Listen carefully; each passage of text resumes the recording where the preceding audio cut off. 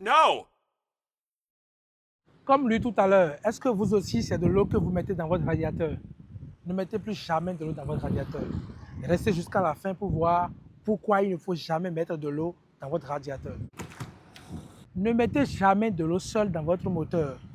Le liquide de refroidissement que vous voyez ici contient des additifs qui protègent contre la surchauffe et la corrosion, ce que l'eau seule ne peut pas faire. Utiliser de l'eau à la place du liquide de refroidissement, c'est risquer des pannes graves et coûteuses. Ce que vous devez retenir, c'est que le liquide de refroidissement ne s'évapore pas suite à la chaleur.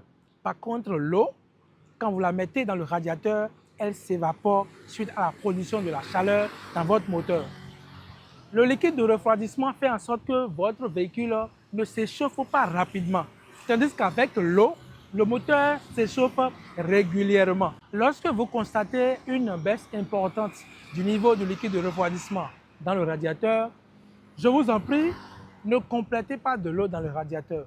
Appelez votre garagiste, s'il demande d'amener le véhicule au garage, amenez le véhicule. Ensuite, il va vérifier simplement l'étanchéité du circuit pour voir s'il n'y a pas une durite, c'est-à-dire un tuyau qui a fuite. C'est ça qui fait en sorte que le niveau baisse dans le radiateur.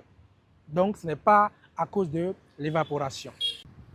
Quand je prends l'exemple de ce véhicule, le liquide de refroidissement est resté dans le radiateur sans baisser de niveau pendant plus d'1 an. C'est un matin, je me suis levé et je voulais contrôler le niveau du liquide de refroidissement. Et c'est d'ailleurs ce que vous devez faire tous les jours. Vous devrez contrôler le niveau du liquide de refroidissement dans votre radiateur tous les matins. Alors, c'est ce que j'ai fait un matin, j'ai remarqué ce matin-là que le liquide a baissé d'un tout petit peu. Et j'ai appelé mon garagiste, j'ai envoyé le véhicule là-bas.